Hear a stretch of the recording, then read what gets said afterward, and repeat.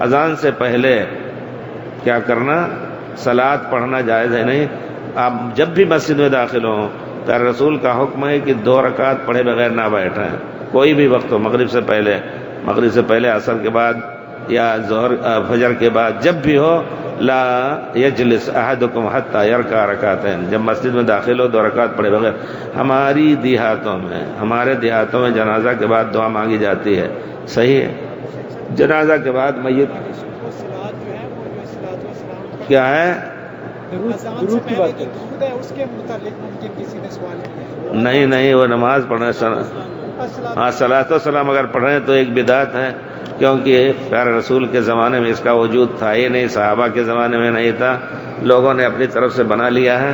البتہ نماز کے بعد پیارے رسول نے فرمایا اذان کے بعد مؤذن کو سنو تو وہ الفاظ دہراؤ جو امام مؤذن کہہ رہا ہے، حی علی الصلاۃ حی علی الفلاح کے بجائے لا حول ولا قوۃ الا باللہ.